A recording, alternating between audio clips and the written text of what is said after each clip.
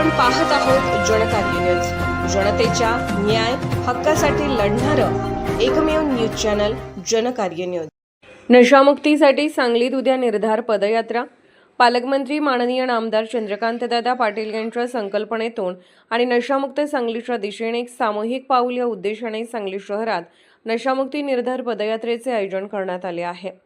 सोमवार दिनांक 24 ऑगस्ट 2026 रोजी सकाळी 6:30 वाजता या पदयात्रेला सुरुवात होणार आहे। कल्पवृक्ष मैदान, नेमिनाथ नगर, विश्रामबाग, सांगली येथून पदयात्रेचा प्रारंभ होऊन पोलीस मुख्यालय सांगली येथे समारोप होणार आहे। नशामुक्ती सांगली आणि सुरक्षित सांगलीचा संदेश समाजाच्या प्रत्येक घटकापर्यंत पोहोचवण्यासाठी ही पदयात्रा आयोजित करण्यात आली आहे।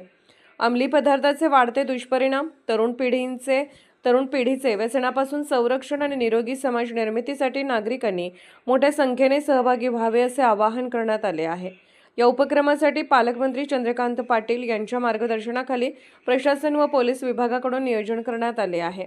पोलीस अधीक्षक तुषार दोशी तसेच अप्पर पोलीस अधीक्षक कल्पना बारवकर यांच्या उपस्थितीत पदयात्रेचा समारोप होणार आहे। नशा नको, जीवन हवे या संदेशातून व्यसनमुक्त समाजाचा निर्धार करण्यासाठी सांगलीकरांनी या पदयात्रेत सहभागी व्हावे असे आवाहन आयोजकांनी केले आहे।